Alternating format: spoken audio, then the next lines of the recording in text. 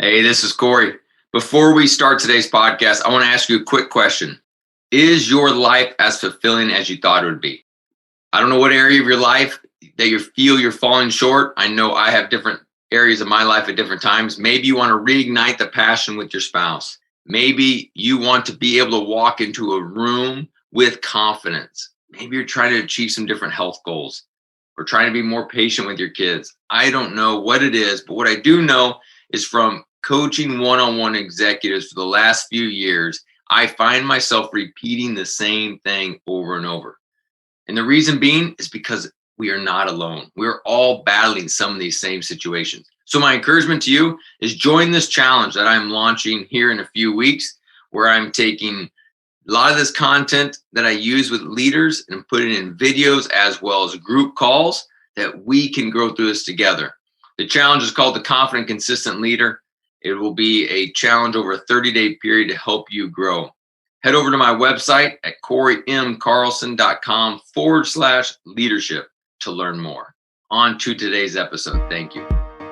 Welcome to the Win at Home First podcast. I'm your host, Corey Carlson. This podcast is where we talk about how successful business leaders win, not only at work, but also at home. On this podcast, we'll go behind the scenes with great leaders to hear stories of how they win. Thank you for listening, and on to today's episode. Hello, this is Corey. Today's episode with Brett Williams is nonstop with just note-taking nuggets and thoughts that he has. It's incredible. He talks about the story of him being a Mormon and then converting into Christianity after just seeing some great business leaders, learning more about them through their vulnerability, and through that process finding Jesus. He talks about servant leadership at home and at work. He talks about purpose. He talks about elevating his mindset. It is nonstop with good stuff. I hope you enjoyed it as much as I did. On to today's episode. Hello, this is Corey Carlson. You're listening to Win at Home First podcast. Today I'm joined by Brett Williams. He has a podcast on LinkedIn called Leading to Sales, and he invited me to be a part of it. And as I was kind of doing a little fact checking to see if I want to participate in his podcast, I saw that he had a guy by the name Jeffrey Gitomer on the podcast, who was one of my big sales gurus that I followed for, I went to a seminar, I think 25 years ago in Kansas City, seeing him. So I was like, who is this guy if he can talk to, Jeffrey Gitomer like that? So anyways, long story short, we had a phone call to do my pre-interview for his podcast and just had a great connection, learned of his business, the Leading Linked, that he started a few years ago, married, has 2 kids, strong in his faith. And I was like, all right, I want to have you on my podcast to share some of your story, and some of which is a story I just heard just before I hit recording. So I'm even excited about this podcast even more than I was. So long intro, didn't mean for it to get that long and excited, but there you go, Brett. Welcome to the show. Thank you. I appreciate you for having me. It's an honor to be here for sure. What is that key trait that you believe leaders need to have in order to win both at work and at home? Not to, I guess, jump into the spiritual deep end right out of the gate, but Jesus tells us that to be first, we must become last. And he who is the servant of the most is the leader. And that's, the Brett Williams paraphrase version. But that's, I think, the true, honest, sincere servant attitude is the key for genuine leadership across the board. John, I think of it, the quote that I use more often than anything is from John Maxwell. And he says, you can't add value to people until you first value people. Oh, that's great. And so that's how I approach my leadership philosophy. I do good on some days and not so good on others. Yeah, don't we all? Well, diving into that some just to see how how you do that to help some of us is you start your own business. You are a business owner. It's a growing business. You have employees. Things are definitely on the, up and to the right, fast rocket launch, which is a challenge and obviously, a celebration all at the same time. Meanwhile, you have 2 little kids, a 4-year-old and a 2-year-old. So it's not like you're an empty nester. So how are you leading with servant leadership when sometimes you probably feel like your hair's on fire? I do often feel like my hair's on fire. It's become more than I would like. It's become more of a norm than I would prefer. But I think the biggest thing for me is keeping the main thing, and realizing that can change minute to minute or hour to hour. Mm-hmm. And something I often challenge myself to do, and it sounds kind of hokey, but it's being present more than anything. If my purpose at the moment is to be doing business development or to be having conversations or to be hosting a podcast or whatever the case may be, then I need to have my focus present in that in order to serve at the highest level. And then as soon as I walk out of my office and walk down to my stairs and have a 4-year-old and 2-year-old running at me yelling for daddy, then my focus and my presence should be there. Mm-hmm. And that's what I really work to try to maintain that presence. And it's, I wish, and I'm just going to be transparent, I wish I was better at it. I think all of us do. Right. But it's a challenge sometimes because, when you're thinking about a business and running a business and building a business, and then you stop and all you do is walk down the stairs, that's your transition time.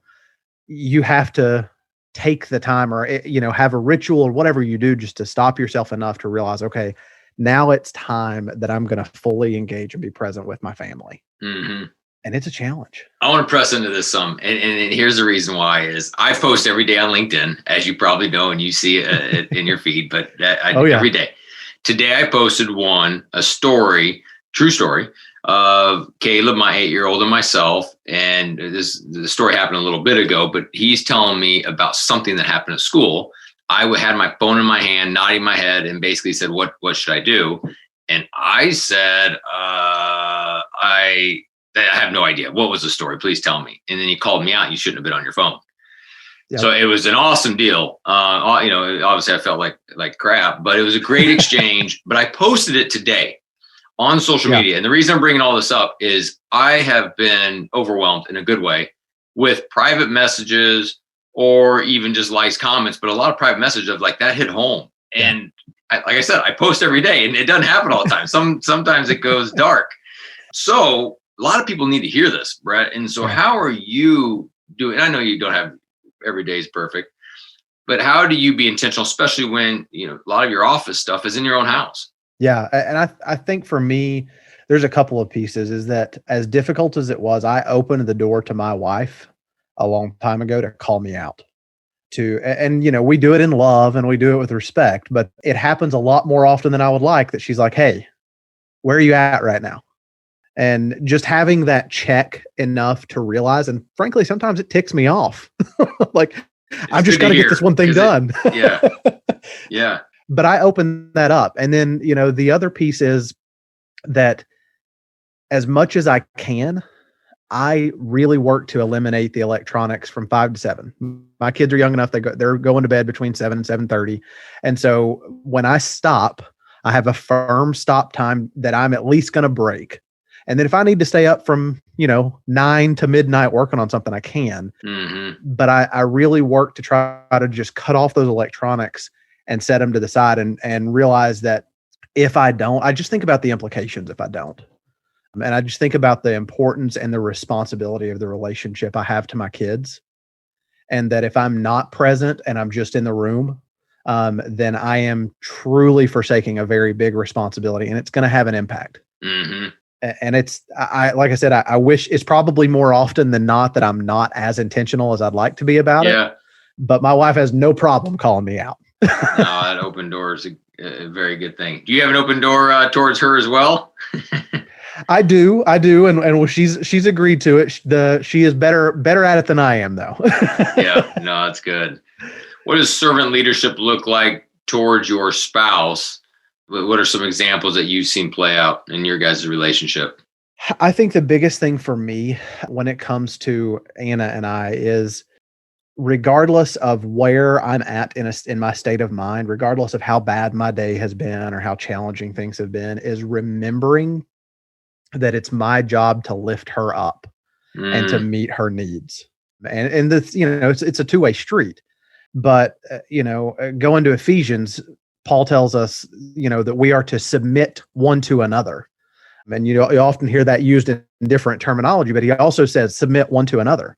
and just realizing that it's that others focus. And for me, it's Christ focused plus others focused. Mm-hmm. When Christ was asked what are the two or what is the greatest commandment, he says, love the Lord your God with all your heart, might, mind, and strength, and love others as yourself. Mm-hmm. And so if that's the case, I am not called to get my needs met. I'm called to give. Mm-hmm. And then in Luke, he tells us whatsoever a man gives, that he shall also receive, in good measure, pressed down, shaken together, and running over. And so when I have that others focus, that's when I have the fulfillment. And frankly, we have a lot more harmony. And because she is doing the same thing for me.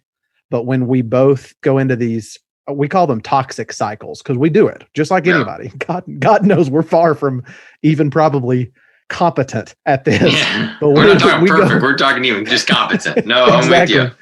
But when we go into these toxic cycles where I'm focused on what I need and she's focused on just what she needs, mm-hmm. the thing that has helped us the most is realizing that once one of us sees that we're in that cycle, is that we have a responsibility to break it, to be the one to break it. And that it's not, well, that other person needs to fix this. No, we were told to take the log out of our own eye first. Mm-hmm. And so I think that's where we focus is, hey, and we'll talk about it. Hey, I feel like we're in this cycle and I feel like we're doing this and I'm going to work on this. Mm-hmm. And I'm not going to put responsibilities on her. I'm not going to tell her that she needs to fix something. It's got to be about what I'm going to fix. Mm-hmm. It sounds like you and your wife have a safe word, called, toxic cycles.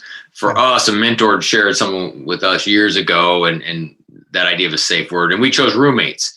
And that is one of those that when we are same thing, we're going our different directions, or we're distant. Like we just say roommates, and it's a safe word that says a ton of things. Yes. It has some sorry weaved in it, and it's got I forgive you weaved in it, and let's get this figured out weaved in it. Now, granted, we have to say all those words independently.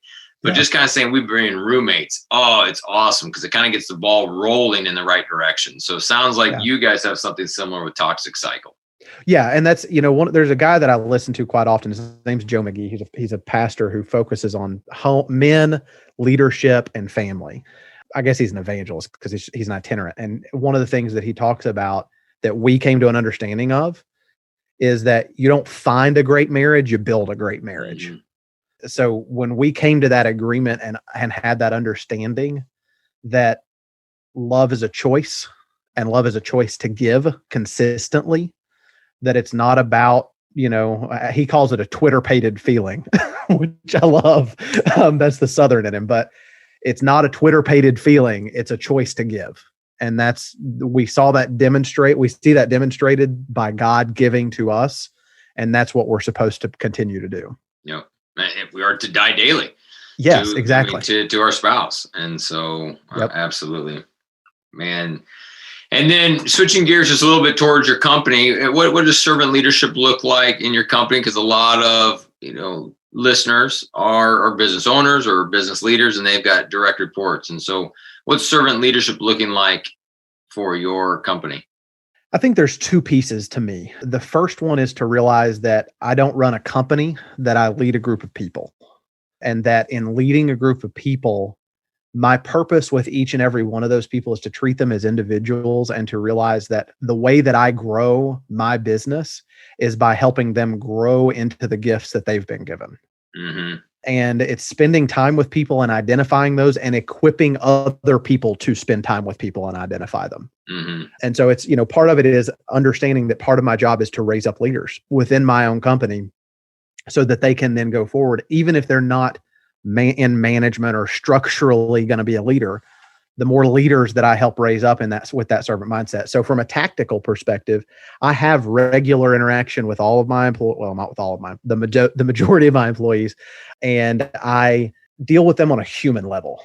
Mm-hmm. It's not about, hey, what numbers have you met? What have you looked at? What are you producing? It's having an actual relationship with them. And, it's basically almost discipling and being willing to proverbially get my hands dirty with them. And not mm-hmm. being afraid of, if they need somebody to talk about, now their boundaries, obviously, but if they need somebody just to talk to, I'm here. And they know that, and they know it's an open door without judgment.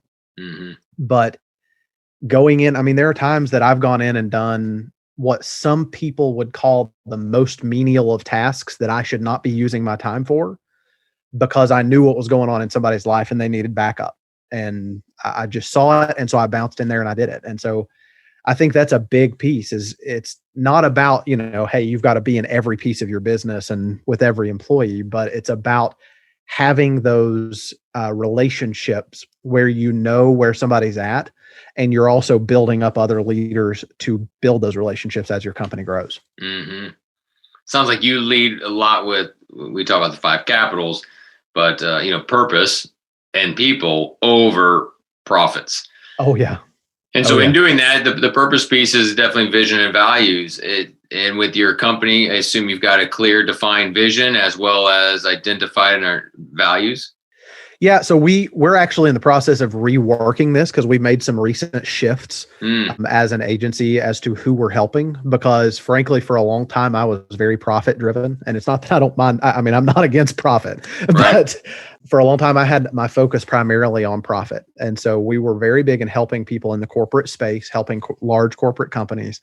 And what I started to realize was that I was becoming profit focused when it came to interacting with our customers. I was still very big on the relationships with our people, but I was becoming profit focused. And so what we made a decision to do is make a shift to helping what you can call them influencers, experts, speakers, authors, consultants, whatever you want to say. So we now help speakers, authors, and consultants more succinctly develop programs and launch and market those programs. And so our vision is to get the right messages out to the leaders across the world at the right time. And we do that by helping speakers, authors, and consultants develop world-class programs with their expertise and reach the right audiences with them. So profit first. In an unhealthy sense, I know there's books out there talking about profit, but you and I both are talking about, hey, you found yourself kind of what I just talked about, where profit became more important than purpose and people. Yes. A lot of people can struggle with that.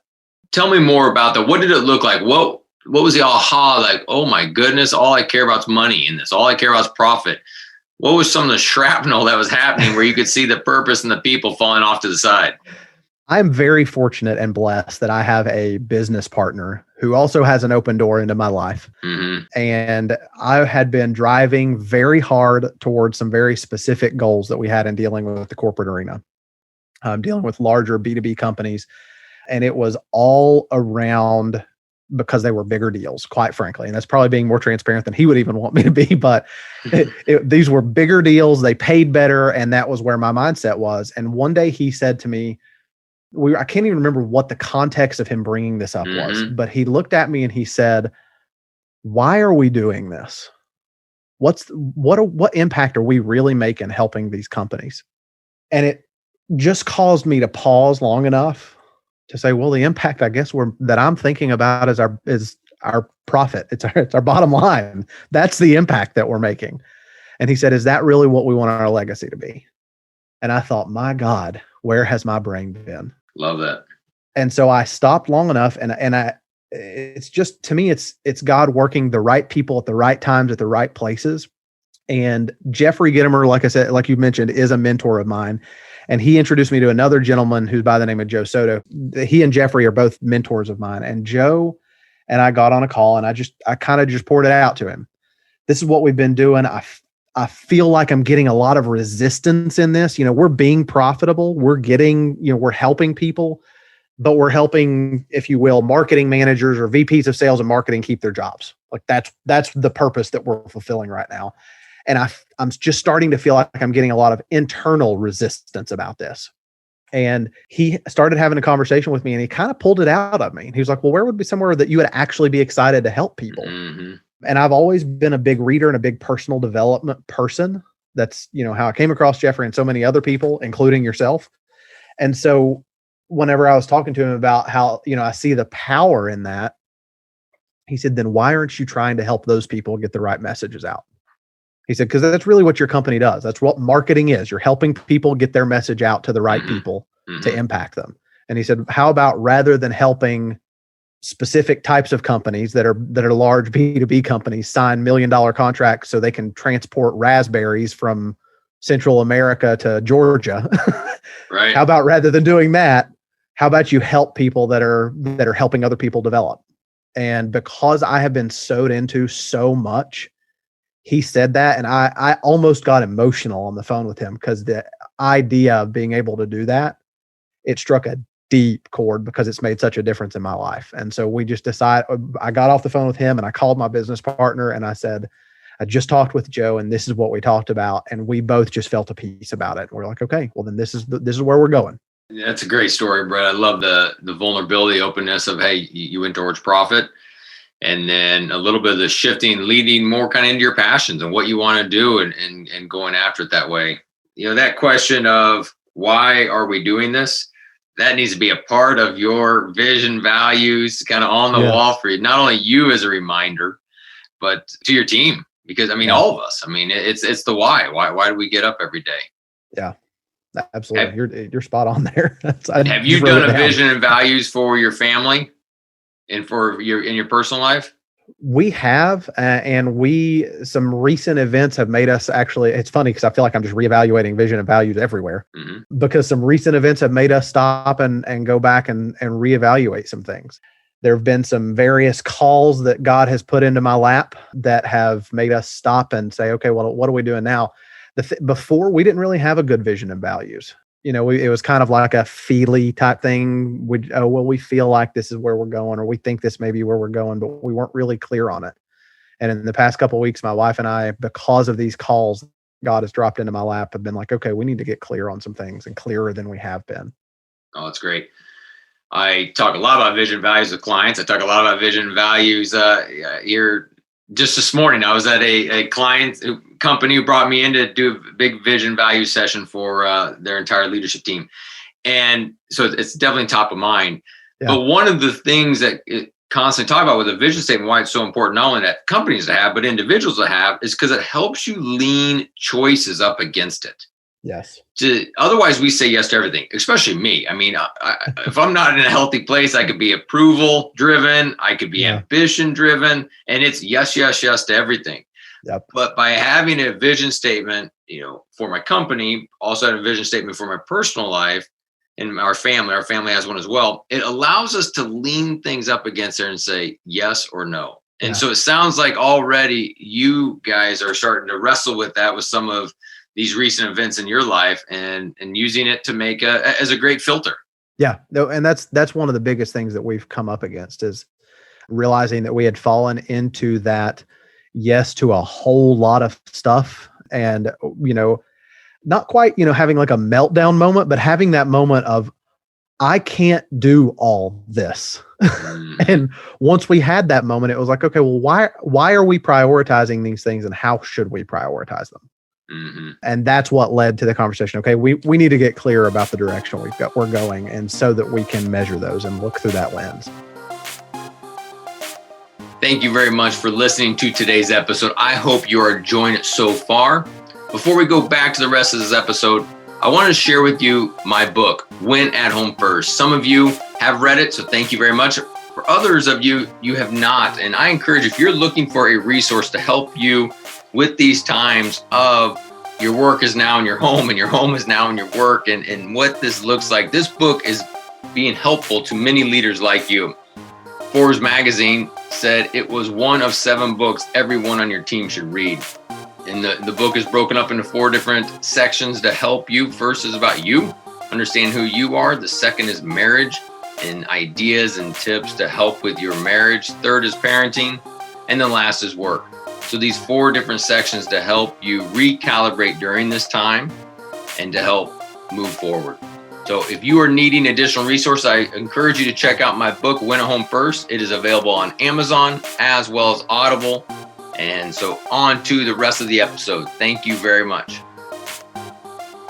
Brett, how are you really doing self-care? How are you taking care of yourself for that emotional roller coaster? Whether it's a scarcity mindset of, oh my goodness, it's over, it's never going to happen, to the standpoint of, just the ebb and flows that happen in all business. Yeah, man, especially when you're really hanging your hat on the social media world. as I do too. So, Brett, what are you doing from that self-care standpoint to make sure you have that elevated mindset that you're in the game, that you're able to lead well your family and your home? So the first thing goes to Romans 12:2. Be not conformed by the ways of this world, but be transformed by the renewing of your mind. And the only way that happens is I force myself every day to spend time in the Word. And it is a non-negotiable for me. One standard when it comes of it, I know I have no 0 days. Now, if there's a day that I'm like, this is nuts, I've overslept, I've got 10 minutes till my meeting, it might be a proverb and that's it. But to me, that is where I get a lot of my source of strength from. And if I happen to have a day that it's later in the day before I get that in, I can feel it. I can feel myself getting short. I can feel myself getting exhausted. So that's the first place, is spending time with God and His Word on a regular basis. I have a specific reading plan that I use, and I use it because it takes me through the New Testament multiple times in a year and the entire Bible once in a year. And I go through and I work that plan. But I also give myself grace with it because stuff happens. That's the day you just read the proverb. Yes, exactly. It's like, hey, I got in it, and God, if you've got something to say, it's going to have to be prophetic because I don't have time for anything else. Yeah. But the other piece of it is that I realize that what I put in is what I'm going to get out. And so I find windows of time to invest. If I'm working on something that is going to require a lot of my attention, I may just have a message or a motivational talk or something like that running in the background. I'm a very big reader, even outside of the Word. So I'm consistently reading some book that's going to build me up spiritually. And sometimes they coincide, but a book that's going to build me up personally, professionally, I guess would be a better way to say that. And so to me, it's all about input output. And if I am expecting myself to perform as a servant leader, the only way I'm able to do that is to fill myself back up. Otherwise, you run empty and you stop performing worth anything. And so it's a lot of the Word, and it's remembering who my source is, and that if I am going to say that God is my source, that I can't let the well run dry, my own personal well run dry. What do the longer days look like? I mean, are you big into journaling? How do you ask self-reflective questions? Like, what are you doing to help pull out more to help you lead? So the first thing is I do have a reading plan that I use. It's called Tear Up Your Bible. I think if you go to tearupyourbible.com, you can get it. It's a free plan. So there's a couple of kind of, I guess you could say, hacks that I use. The first thing is I'm into premium Bibles. And I know people are going all electronic and things like that, but for me, I have created the Bible reading experience as a tactile, pleasant experience because I want to hack everything in my brain that I can to make it a pleasant experience that I naturally desire. So I've paid a couple $100 for Bibles that are more pleasant for me to get into, easier for me to read, those kind of things. But I typically, in those mornings that I've got the time, I start with a very simple prayer. And it's just, Holy Spirit, teach me from your Word today. I don't know what you've got for me, but I know there's something. And so then I dive in, and I typically read 4 or 5 chapters a day. I'm reading through a book, and then one chapter is a psalm, unless it's Psalm 119, and then I tend to split it up. But so that's kind of the reading portion. And then after that, I do, I guess you could call it free form journaling. I don't know exactly but I mean, it's just, I write down my thoughts, and sometimes those thoughts are related to what I've read. Sometimes they're just thoughts that have no spirituality to them whatsoever. Yeah. And it's just about kind of unloading myself before the day. Now, I'm really big the night before on planning my next day so that I don't have to go to bed thinking about what the next day is. I've got everything written down. I've got all the stuff so I'm kind of like, it's almost like a brain dump. Do you do that at 9 p.m. kind of thing before bed? Yeah. It's a late night after the kids are asleep and all that kind of thing. So in the mornings, it's just kind of whatever thoughts I've got. And most of the time it's a physical journal just because I prefer the writing experience. But if I'm traveling, sometimes it's electronic or I'm dictating it. I've gotten, sometimes that's a Jeffrey Gitomer tip for me, is that he dictates most of his books and has them transcribed.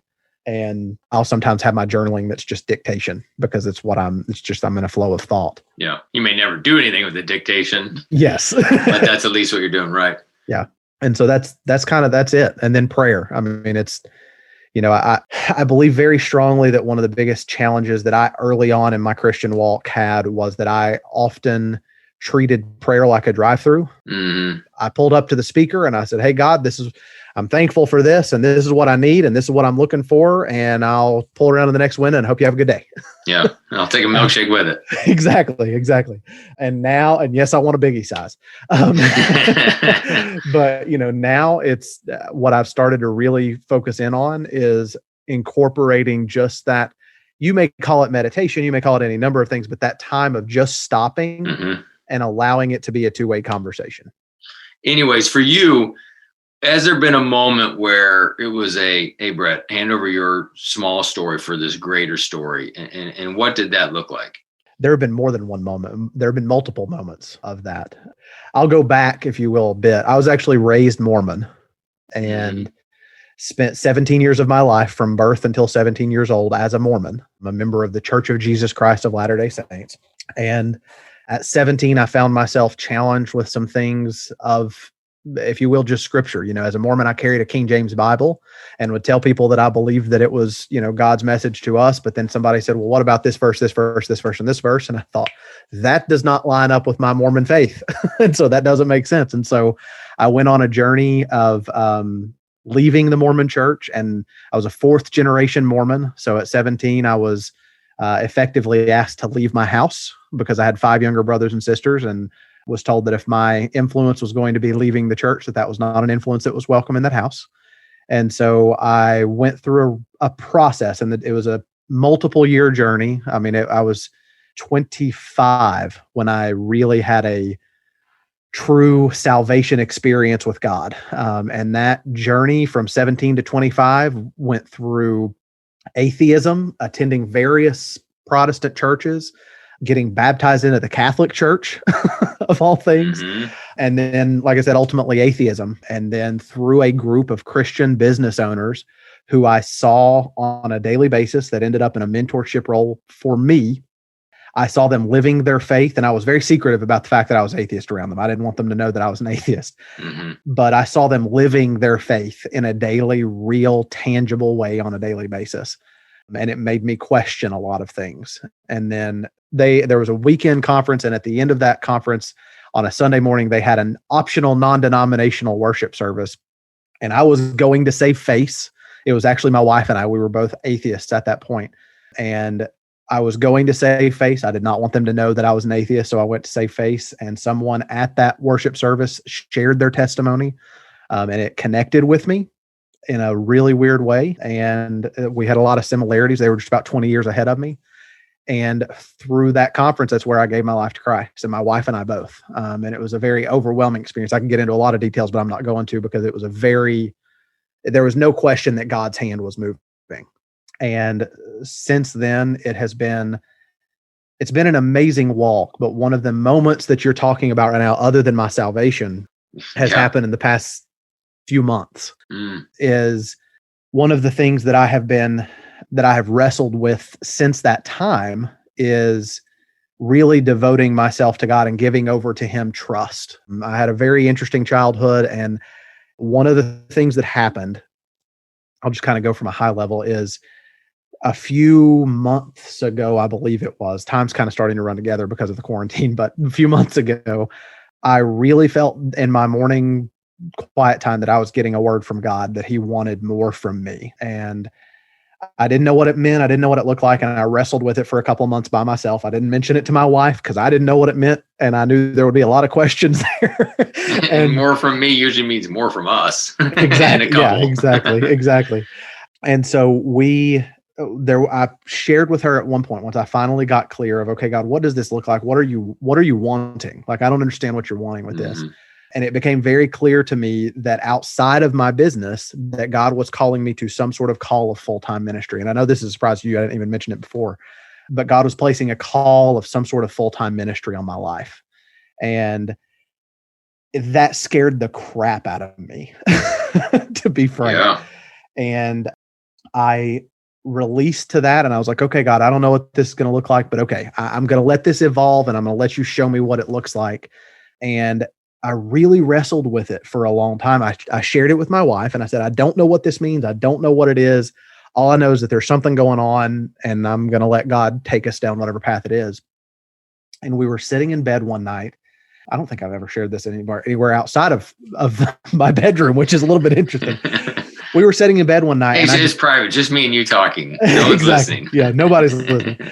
And I said, this is really frustrating me that God's not giving me clarity on this. And my wife is amazing. And she said, and an amazing woman of God. And she said, well, why do you feel like he's not giving you clarity? And I said, I don't know. I said, there's parts of me that are afraid of this. And there's parts of me that are wrestling with this. I said, but I think I'm just really afraid of the unknown. And I can't, the fact that God's not giving me clarity on this is making me more afraid. And she said, well, do you think that fear is coming from God? Mm-hmm. And of course I know, no, it's not.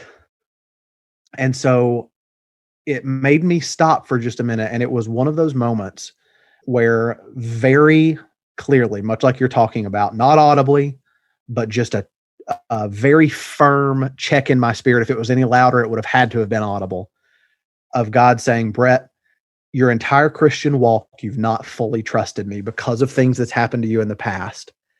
And I need you to let go and just trust that I've got a good plan for you and I'm going to work it out. And so that's just been months ago. I mean, I was literally weeping. I mean, it's like 1 o'clock in the morning. We're laying in bed and I'm just weeping. And it was at that moment, the only picture that I've put together for it is that the feeling that God gave me was, it was almost a feeling of as if he reached into my heart and he pulled a weed out. And I had that picture of that strong compacted dirt on the top. And then all of the sudden it's just soft, beautiful, fresh earth because that weed has been pulled out. And it was just a release. It was a physical release. I felt the release of tension. I felt peace in a way that peace that surpasses all understanding. Mm-hmm. And it's been transformative. And I'm still on that journey and I still don't know what it looks like, but I'm trusting that God's got a step at a time. Mm-hmm. You still have that call of full-time ministry? Meaning yes. Something in ministry, or is that business will be your ministry? I think it's going to be both, but I definitely feel that there is something within the body of Christ, within the church and potentially a local body of believers that he has a specific call. And so we are building more systems into our businesses. And what's amazing is my business partner, when I shared this with him, he felt that it was confirmed in his spirit immediately. And he said, then we just want to make sure that our structure is built in a way that our business is honoring God and honoring whatever call it is that he has on your life. That's neat. And also what all businesses should do as well is build systems that aren't dependent on the leader. Yes, exactly. Great leaders, build businesses that aren't dependent on them so that they can go do other things and exactly, equip and empower the team. Well, thanks for sharing that story, and just an incredible story. There's so many pieces I'd love to go back and talk about. I got to ask, are you connected with your family? Oh, yes. It took about a year and a half. My mom and I did not speak for about a year and a half.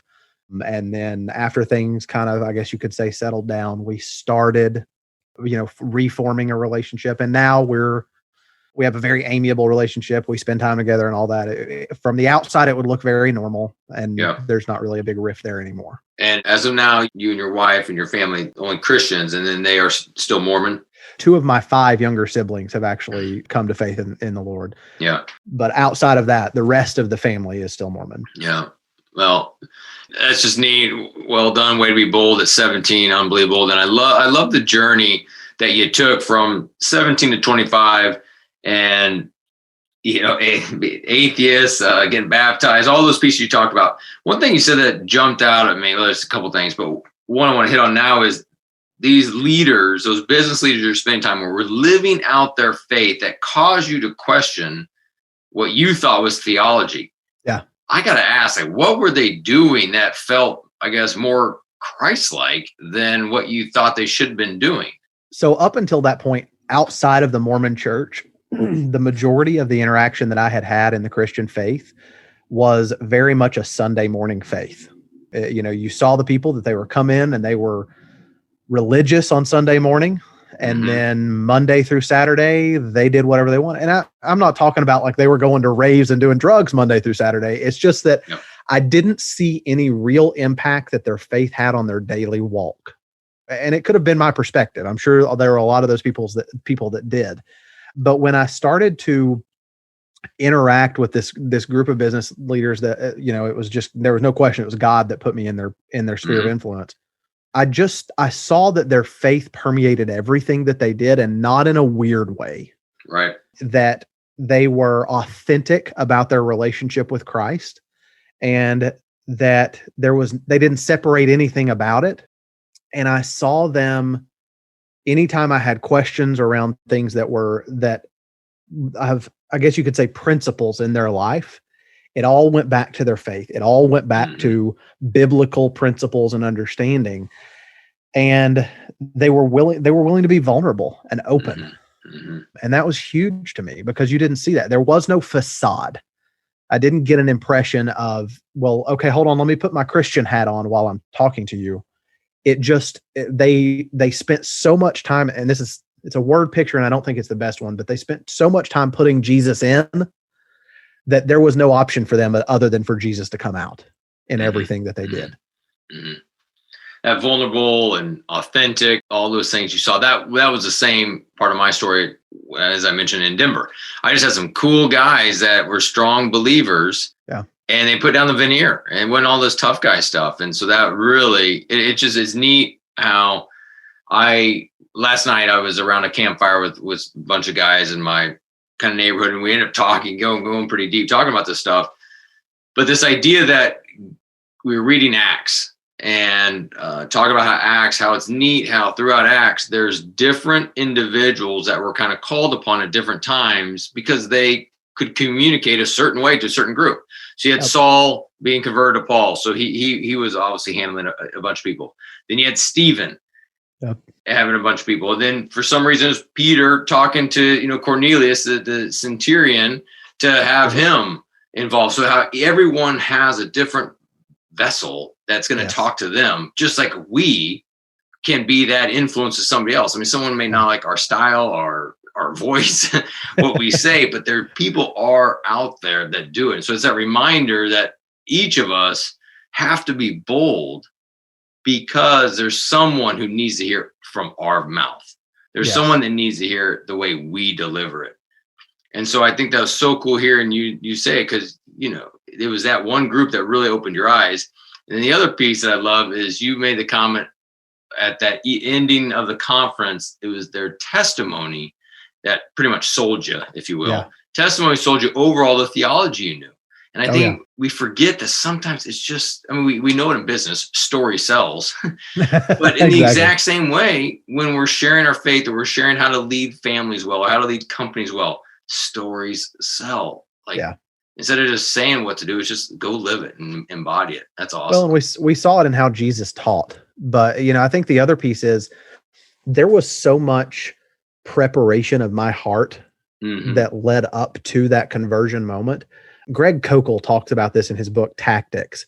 And he talks about understanding that our responsibility as Christians is not always to facilitate the salvation moment.